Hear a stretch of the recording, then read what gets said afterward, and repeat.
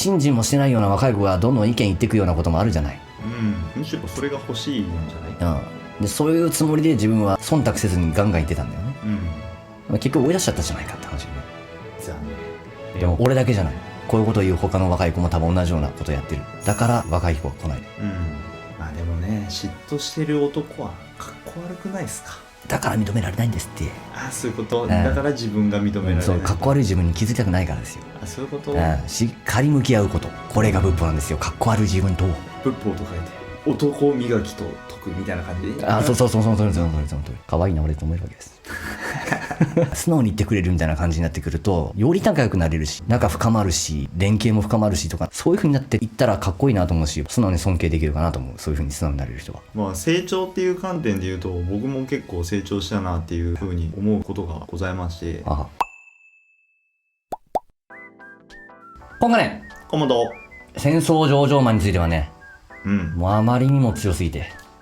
最強の3種類の中で最強のやつ出てきた。日蓮大上人も歴代三代会長も皆戦われ、苦しめられた。もちろん最後は語れましたが、戦争上場マンに勝つとはどういうことなのかっていうね、ことにもなりますし。なるほど。池田先生を苦しめた。そして我々も苦しめられるであろう。新人を頑張ってる方、リスナーの皆さん、頑張ってる方は皆いつか戦うことになるであろう。そういう内容でございますので、心の準備として学びましょうよ、いう話です。なんすかその映画の予告みたいな引きつけること大事でしょ。でもその通りでございますから、これ。そうですね。いきます。はい。人間を強制する戦勝増上マン。斉藤、次が戦勝増上マンです。戦勝とは聖者のふりをしているということです。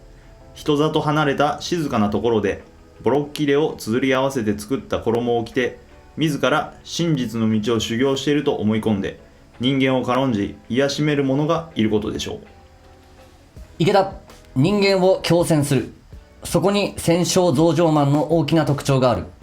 民衆への蔑視です。一切市場を孫国の宝と見る法華経の正反対です。だから法華経の行者の敵とならざるを得ない。須田、反逆者の大場だったもそうでした。彼を描いた小説にはこんな描写があります。デーバダッタは人間を軽蔑し縁をした。彼は自らあらゆる醜悪なる人間性の所有者、経験者であったがために、すべての人間は彼の眼にさながらお愛なる五臓六腑のままに見えた。斉藤、人間を強制する者の的確な描写ですね。遠藤、次の一行はさらにその仮面を暴くものとなっています。利得に執着し貪るために、在家信者のために教えを説き、六神通を得たアラカンのように世の人々に尊敬されるでしょう。池田、そう、自分が儲けるために仏法を利用するのが戦勝増上マンなのです。それでいて世間の人々から聖者のように仰がれている。苦悩の人を救おうとか、公戦力に命を捧げていこうなどという心はない。宗教利用の偽善者です。日蓮大聖人は自分の名門名利のために仏法を説く人間を直法餓鬼と呼ばれている。仏法の世界でうまく泳いでいこう、人から尊敬されよう、人気を得よう、喝采を浴びよう、そういう卑しい心です。須田、大聖人の仏法を道具に優等にふけり、神道を食い物にしてきた日賢宗など直法餓鬼そのものですね。大聖人の書かれた第五本尊っていうのがね、大聖記事にあると。まあ自分は見に行ったことはないが、それを見るために拝観料といってお金を取るという、まあそれもお金儲けに使ってるんじゃないかっていう話ですね。まあ免罪符とかああいうのもそれになるのかな。まあそういうことですね。宗教心っていうのを利用して、商売しようとするというかね、まあそういう感じですかね。まあそうやね。まあほとんどの宗教はそんな感じなんでしょうか。いや結構これって今当たり前のようにやってるイメージはあるんですけどね。スピリチュアルとかもいろんな界隈あるじゃないですか。パワースポットみたいなね。悪くはないし、それをね維持しようと思ったらもちろんお金がいるっていうのはこの資本社会なんで、分からんでもないですけど。創価学科がそれやったらどう思うって話よね。すんげえ叩かれるんですよね。必要経費とここごっちゃにしちゃいけないよねとは思うけど、これの度合いなんだろうな。だからここ宗教と金の話についてはまた詳しくやるけど、結構センシティブよ。全くお金なしで交付できるかってそういうことでもないのでとかね。そこはちょっとちゃんとした目線を持って見ないと、いや金取っとるやないかいだけで済ましちゃうと、ここは、お金は必要です。お金は必要、ただこれをどういうふうにどういう気持ちでお金を集めてるのかっていうところ、これはしっかり見抜いていくというそうね、ことができないと戦争上場マンの、飲まれてしまうというかね。これはやる方もやる方だし、やられる方もやられる方だなっていう印象ですけど、見抜けない民衆も僕は一つ悪いポイントだなと思うんですね。だからこそこうやって勉強するべきですよね。賢くならないといけないですよね。Oh yes。法華経の行者を作り話で迫害。斉藤、次の第6行の下では、この人は悪心を持っていつも世俗のことを気にかけ、閑静な場所に住んで修行しているとは名ばかりで、私たちの過失を好んで作り出そうとしますと、自分に敵対する法華経の行者が出現すると、ありもしない過失を捏造し言い立てるのです。池田、偽善者にとって恐ろしいのは自分たちの実像が暴かれることです。故に真実を叫ぶ法華経の行者が脅威となる。遠藤、そこで嘘で法華経の行者を亡き者にしようとする。須田、嘘はもともとお手の物ですから。池田、その辺のやり方も法華経につぶさに説かれているね。斉藤、はい、戦勝増上マンは法華経の行者に対して次のように批判します。これらのビクたち法華経の行者は利得を貪るために下道の論議を説いて、自らこの経典を作り、世間の人々を迷わせ、名声を求めるためにいろいろ考えてこの経を説くのであると。遠藤、宗門が何かというと下道だとか難癖つけてきたことを思い出しますね。斉藤、まさに残言と作り話です。須田、しかもその内容たるや自分のことを言っているに過ぎない。利用や名声を貪る下道の論議を説く。池田、そう、戦勝増上マンは自分の醜い実像をそのまま法華経の行者の姿だとすり替えて悪行してくるのです。自分の影に向かって悪口を言っているようなものだ。遠藤、妙楽大師が彼らを戦勝増上マンと名付けたのは見事に本質をついていると思います。先ほど戦勝には聖者のふりをするという意味があるとありましたが、聖者と言われるだけあって本物ではないわけです。むしろ実像は逆です。ですから自分は所詮本物ではない、仮面をかぶって生きているということを心のどこかでは知っているわけです。しかし増上マンの心が強いため、自分の醜い実像を正面から受け入れ認めることはどうしてもできない。実像はいつもは意識されないで抑圧されている。そんな中、真の仏法者である法華経の行者が現れると、太陽に眩しく照らされたように、嫌でも自分の卑小な姿を見せつけられてしまう。それが増上マンには耐えられない。そこで法華経の行者さえいなければいいと考えてしまう。斉藤、嫉妬ですね。須田、自分の実像が歪んでいるのに、それを映す明鏡に対して怒っているようなものです。醜い姿じゃないかと鏡を指さしているわけですが、実はそれは自分の姿が映っている。残念。ねえ、前話したような内容ですが、結構ね、もうはっきり言った方がいいと思って、結構僕もはっきり言うんですよ。すごい忙しそうにしてる、幹部の方とかね。先生もこう言われてるしとか、仏法的に考えてそれは仏法じゃないんじゃないでしょうかっていうような話をね、そうなるとやっぱって困っちゃうんだけど、でも俺がいることでバレちゃうっていうね、はっきり言うと、だから自分の嫉妬と向き合わざるを得なくなるわけですよ。向き合いたくないわけだよ。でも俺とおるとその生命が刺激されちゃう。なるべく刺激したくないから俺を追い出すっていう話になるっていうね。逃げると。はい。物理的に合わないと。でも合わないってことじゃないんだよね。本当は成長の糧になるはずなんですよ、俺という存在がね。ぶつかっていけよ。仏法で言えばね。なんか思うところだったら1対1でうん対話してで調整しながら進んでいけばいいじゃない。でも対話すらしない、家にも来ない、うん謝りもしない、うんこれはまだ心の準備ができてないとしか俺は思えないので、うん今は様子を見るっていう流れだけどね。うんうん進むペースっていうのかな、境界が人それぞれにあるんで、うんそれはやっぱり待つ時も大事だしね。そうね大事なのは嫉妬の生命っていうものと向き合わざるを得ないというね、人間革命公戦力していく上では、それねなんで法華経の行者っていうのははっきり言っていくものだし、釈伏って真実を言うことなので、そういうことよねそうなるとバレるっていう気持ちがあるんですよね、やっぱりバレたくないっていう。バレたくないで嫉妬の生命が湧いてきて、うんで相手もそういうふうに見えるってことですよ。あいつは嫉妬ばかりの醜い人間だみたいなね、うん陰で悪口言っちゃうみたいなちなみに僕なんかはもう悪口言われてるタイプだからね幹部にですよ、うんなるほど創価学会員なんですけどみたいな感じですけどね、結構頑張ってる方の、そうだよねまあでももちろんそんなにはっきりは言わないですよ、なんつうのかな、うんうまいことというか、もっとうまいこと言えるとは思うけど、うん当時の僕の境外で、最善をやったつもりだけあるねというかいろんな境外信心もしてないような若い子がどんどん意見言ってくようなこともあるじゃない、むしろそれが大事じゃないのそれが欲しいんじゃないでそういうつもりで自分は忖度せずにガンガン言ってたんだよね、結局追い出しちゃったじゃないかって話でね、残念耐えられなかった。でも目をつんだね俺だけじゃない、こういうことを言う他の若い子も多分同じようなことやってる。多分地域レベルだと無数にあるんじゃないかなだから若い子は来ないし、うん息子さんにも継承できないって言ってたけど、多分息子さんにも同じようなことやってんだろうなって思っちゃったね。厳しい方だか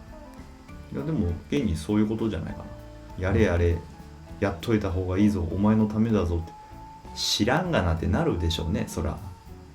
下から言わせりゃね。山本君も親さんからそういう感じでって感じで、僕はそうでした。それが嫌だった。それが嫌で跳ねっ返りになって、でも社会で実装をね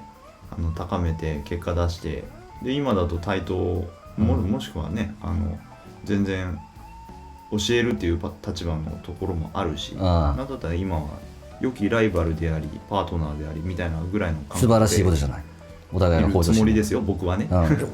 親子のことなんでいろんな感情あると思うけど、その感情をエネルギーにして結合の方に向かってるっていう意味では、ガンガン言うし、結局の行者ですね。これが、直接来たらいいじゃないっていうことです。対話しましょうって、喧嘩じゃないよ、より良い方向を探していこうよって。でお互い人の気持ちがあったとしても、エネルギーに変えていきましょうよっていう世界だからね。そうここは精神論でいいと思う。ここはね。そうね、でもやっぱ題目がないと難しいけどね、そういうふうに思えるかってことは、これは自分との戦いになるんで、思おうとしてもなかなか無理な世界なんで、今もある程度泥流したから今こういうふうに話せるけど、1年前にこのネタやっとったらもっと説得力がなかったかもしれないって感じだけど、たった1年1年でえらい成長させてもらったなと思いますけどね、僕は。すごいじゃないですか。嫉妬についてこんだけね真正面に向き合って喋れるようになってるっていう意味では、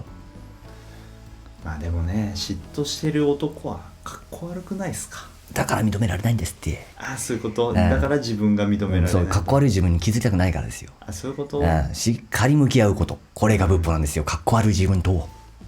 仏法と書いて男磨きと解くみたいな感じで。そうその通り。かっこ悪い自分と向き合うから根底からかっこよくなんだ。真のかっこよさ。そう真にかっこよくなりたいから信心してんだ。それは言えてるね。いざとなったらかっこ悪い自分が出てくる、そっから逃げる。かっこ悪くないこれかっこ悪いよ。かっこ悪い自分と堂々と向き合えるっていうのがかっこいいんだよ、ね、そういう心が持てるようになるのが信心だとね、いう話なんだよね。だから向き合ってこいよって。向き合った分だけかっこよくなれるよって。かっこ悪い自分と向き合えば向き合うほどかっこよくなれるよって。そうね。だから嫉妬してる最も最低な自分これと向き合っていく、そうするとそういう自分も認められるようになってくるし、なんか嫉妬してんなって思いながらも、可愛いな俺と思えるわけですなるほどね。そうね。まあ成長っていう観点で言うと僕も結構成長したなっていうふうに思うことがございまして、あ会社の後輩から、はい、なんでそんないつも堂々としてて物おじしないんですか、知らない人にもガンガン喋りに行ってとか、なんでそんなすごい自信あるんですかみたいなことをちょろっと言われたんですよね。素晴らしいね。いやそう見えてたんだ、嬉しいなって思った反面、いや実はあの時ガクガクだったよとかざらにあるんですけど、でも新人やっててそういう自信を、はったりって言われたらそこまでですけど表現できるようになったっていうことがもうすでに、内心はガクガクだけど周りにそういう風に見せることができるぐらいまでの強さを得られたなっていう実感はその後輩の言葉で感じましたわ。素晴らしい。これも一つの成長なんだろうなと。周りの見え方が変わってるし、なんか振る舞いというかオーラみたいなのが変わってるってことですよ。自信のない人ってどう見ても分かるじゃないですか、層が出てるっていうか、そのノゼ層がちょっと変わってきてるってことで、それは功徳だと思いますし、で、俺が今何がかっこよかったっつって内心ガクガクだったっていうかっこ悪い部分を話してることが俺はかっこいいわけよ。それを飾らずに話せてることがかっこいいの、これがなかなかできないんだな、大人っていうか。そうね、かっこいい男になりたい人は、かっこ悪いじゃん、内心ガクガクだったとかいうの、ね、それを話せるっていうことがかっこいいわけ。これが真のかっこよさなんだな俺。そうね、だからどんどん言ってほしい、素直に、ガーネル君がそんだけ教育やってるってことが正直なんかこう悔しいというかとかいうことをね、だからもう自分も勉強始めたよみたいな感じの、なんか嫉妬しちゃったみたいなことをね、こうやってなんか素直に言ってくれるみたいな感じになってくるとより仲良くなれるし、そうだよね、仲深まるし、連携も深まるしとかなんかあるじゃない、あるある。そういう風になっていったらかっこいいなと思うし、僕はそういう先輩がいたら、素直に尊敬できるかなと思う。そういう風に素直になれる人はねえ、人前で話すことがどうしても増えてくるんでってなった時に自信なさそうなやつの話なんて聞きたくないじゃないですか、じゃあそうした時にどうしたらいいんだろうなっていうのをいろいろあるじゃないですか。背筋を伸ばすとか、笑顔でとかなんかあるじゃないですか。で緊張した時振るわないようにボックスブリージングっていう呼吸法をやるだとか、なんかいろんなの、そうなんですか。そういろんなことを実践していった結果そういう風に見られたんで、そこに行き着くまでのその行動を変えようとする過程が知恵が湧くってことじゃないかなと思うんで、だってやろうと思わなかったことをやろうと思えたっていうこと自体がもう成長かなと思うんですけどね、そういう自分と向き合って変えていこうって思えたことが成長というね、で結果そういう風に周りに見られるっていうことはそうなったっていうこといいんじゃないでしょうか。いやその通りその通り、弱い自分と向き合ったってことだから、でそこで乗り越えて周りに評価してもらったっていうことなんで、そうそう、僕はそこは良かったなと思いました。素晴らしいことです。そうやって成長した部分を話し合うっていうのが体験だし、これがリアルな体験ですよ。今我々が話してるのが体験発表終了、作文みたいに読み上げるみたいなのもいいけど、こういうふうにありのままの言葉で体験を発表し合うっていうのがこれからの会合ちゃうって思っちゃうけど、どうでしょうね。生々しいじゃない、この嫉妬ってムラムラするっていいけども、この嫉妬のムラムラした感情をこう素直にさらけ出せるなんか場、認められる受け止められる場、好きするだろうし、そういうふうにして成仏していくというかね、自己コントロールができるようになってくるというか、なるほど。嫉妬のムラムラもムラムラもムラムラになった時もムラムラになったから自分らしくなくなっちゃうとかではかっこ悪いわけね。そういうことね、どんなムラムラが来ても自分らしくいられるっていうか、それがエネルギーに変わって結合に向かっていく、そういうふうにするのが仏法なんだなこれ。性欲っていうものを無視したっていうのもやっぱ変だから、無視する信心っていうのもそれは一種の人間らしさですからね。全てに通じている、確かに、嫉妬を乗り越えるってことは真に負けない自分を作り上げるみたいなことだ、何があっても負けない、何があっても自分らしくするにはここは乗り越えないといけないというね。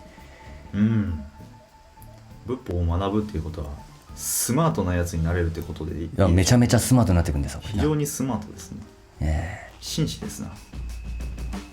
ある意味で戦争増上マンの一部分をね、うん見たっていう感じで、はいまた